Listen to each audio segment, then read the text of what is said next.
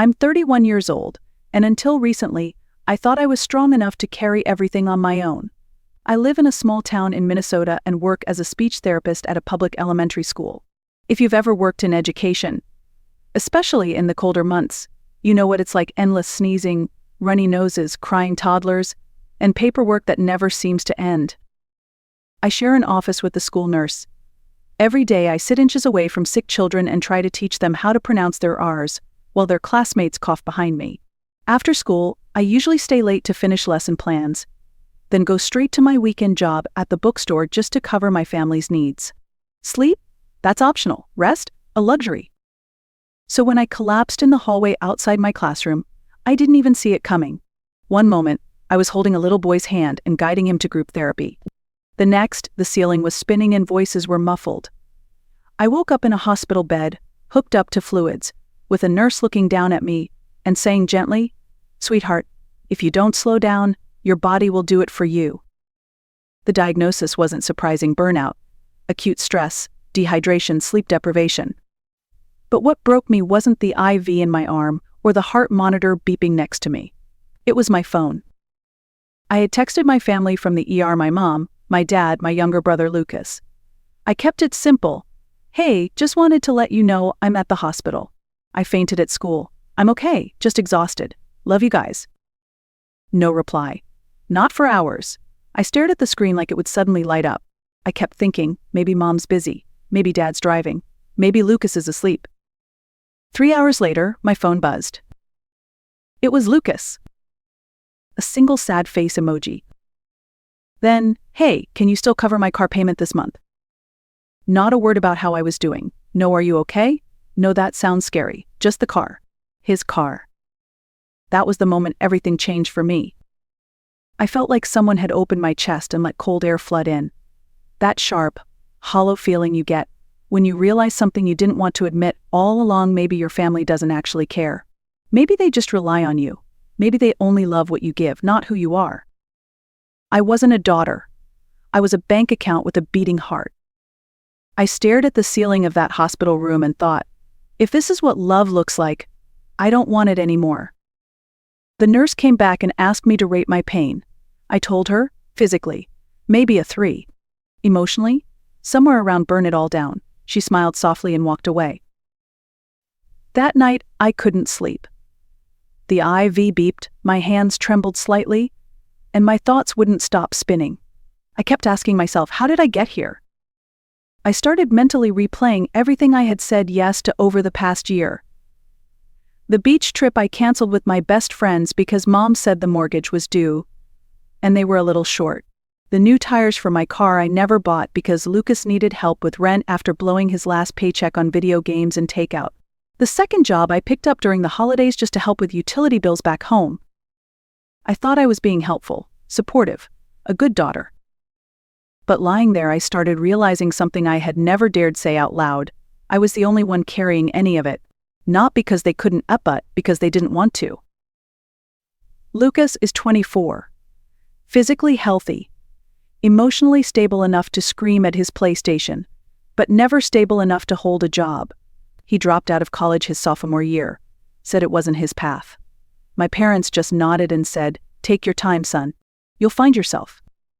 When I was his age, I was juggling grad school and a full-time job, but sure, he needs to explore his soul. My mom, Sharon, hasn't worked in over a decade. She says she has an emotional sensitivity to toxic workplaces, but somehow that doesn't stop her from spending hours scrolling online shopping sites or posting inspirational quotes on Facebook. My dad, Bruce, picks up freelance odd jobs every now and then, but mostly spends his time tinkering with old tools in the garage and complaining about how society's falling apart. They're not disabled, not retired, just conveniently unavailable. Meanwhile, I've been the rock, the responsible one, the helper, the fixer, the adult in the room since I was 10. And the worst part? I let it happen. I kept saying yes. I kept thinking, this is just for now. This is just until they get back on their feet. But just for now had turned into a decade. And now I was the one lying in a hospital bed with a heart rate monitor, trying to figure out how to afford the medications they'd be sending me home with. I looked at my phone again.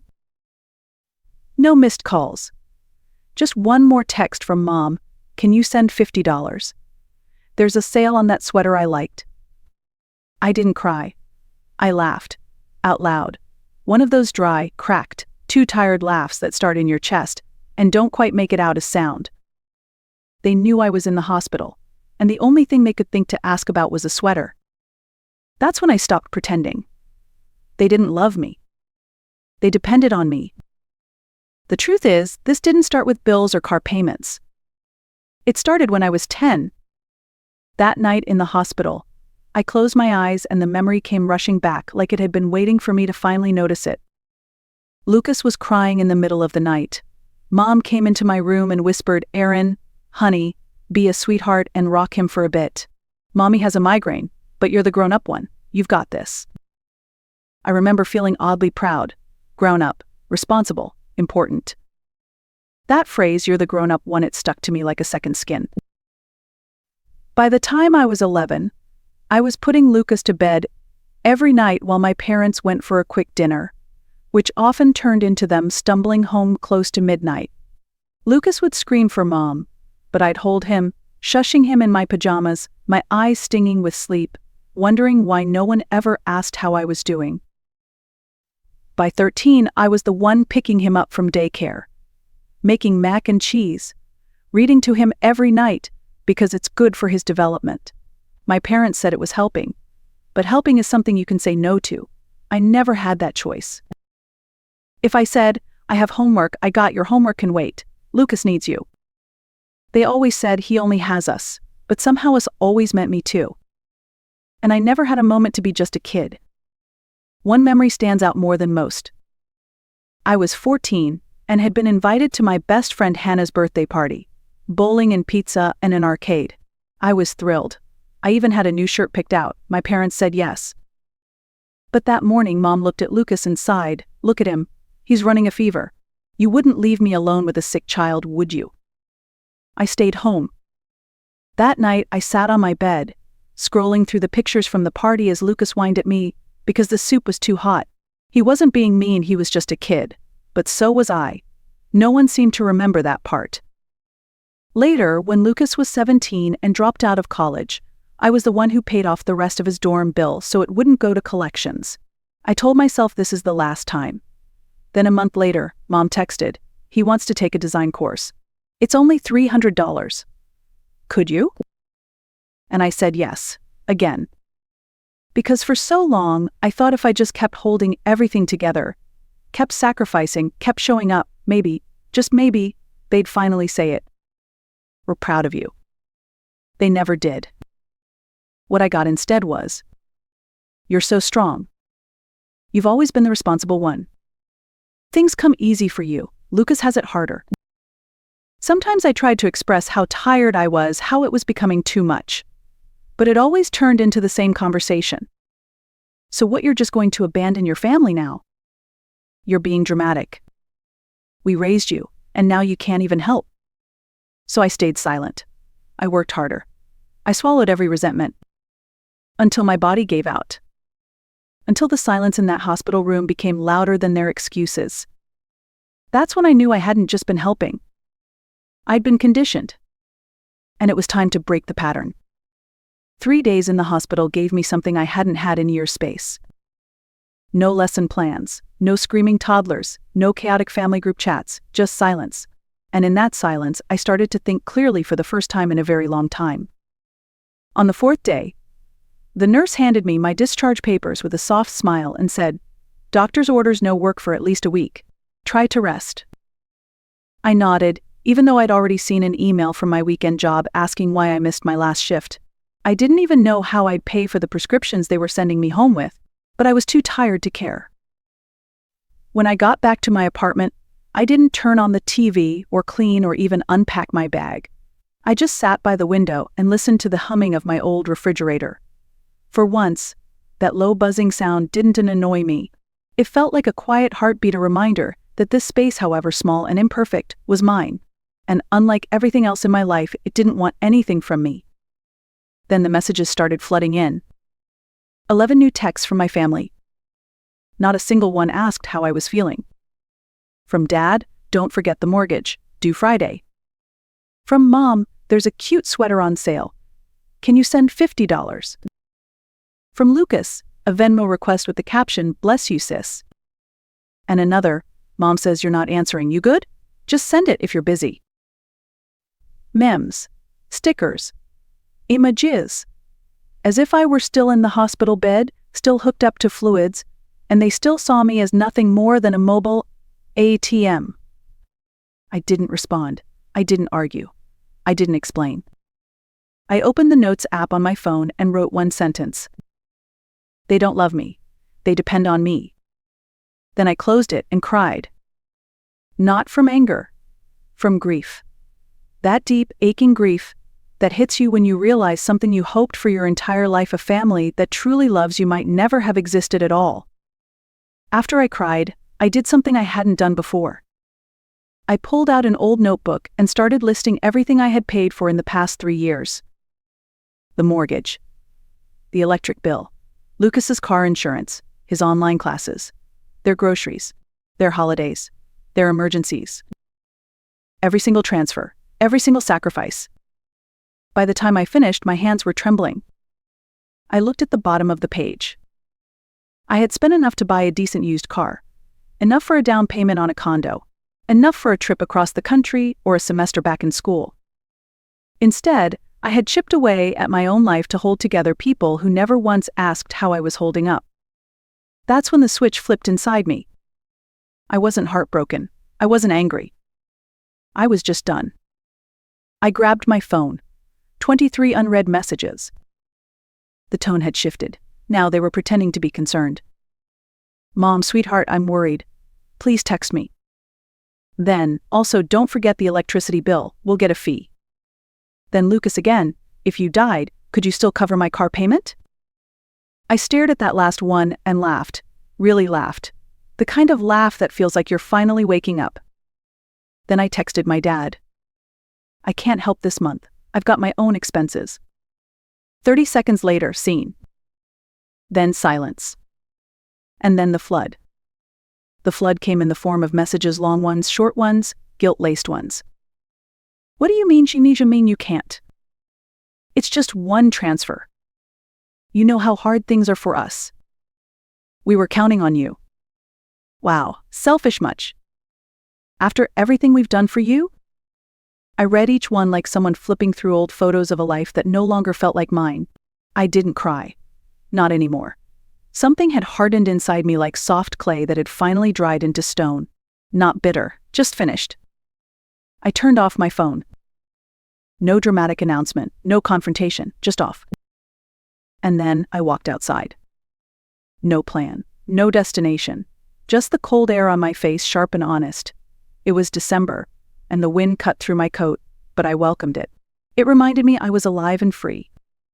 I wandered until I found myself outside a little home goods store I passed every day on the way to work. One of those charming places full of overpriced mugs and candles you tell yourself you'll buy someday. I stepped inside. There was a ceramic mug, deep forest green, thick-walled, rimmed in soft gold. I picked it up, felt its weight, and for some reason, tears prickled my eyes. I thought, I deserve this. Not a chipped mug from my parents' kitchen, not some freebie from a conference, a real mug. One that felt like it belonged to someone who mattered. I bought it, no guilt, no hesitation. On my way home, I passed a jewelry shop. Nothing fancy, just a small window display of simple silver pieces. I walked in and bought a pair of earrings, just silver hoops, clean lines, no sparkle. Just enough to say, I'm here.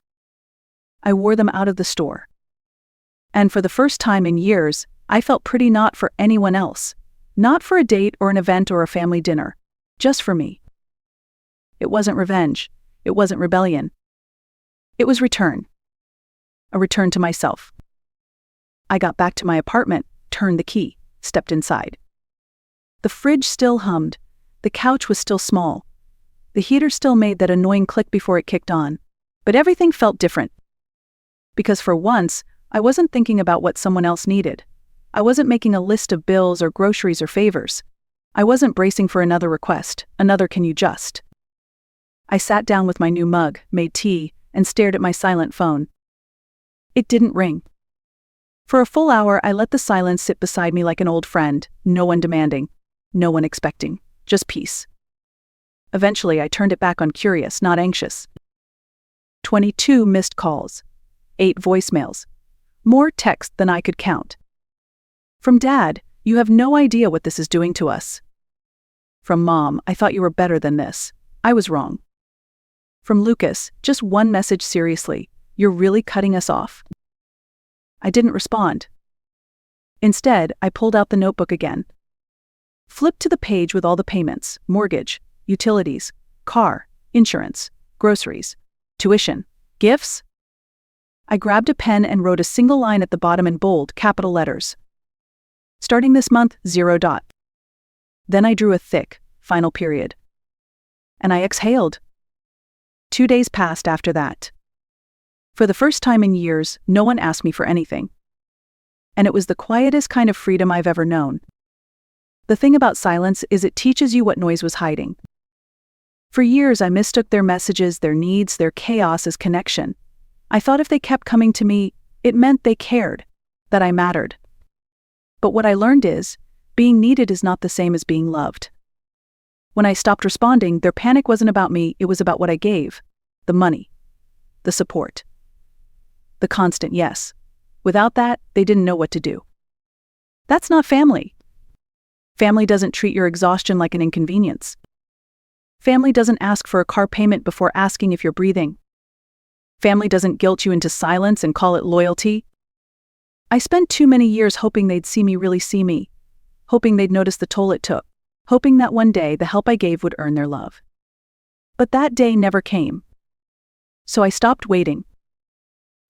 Now, every morning, I drink from my green mug. It's a small thing, but it reminds me my life belongs to me now. I stopped sending money. I stopped apologizing for choosing myself. And slowly, the guilt started to fade. People talk about revenge like it's fire and fury, but mine didn't look like that. My revenge was quiet.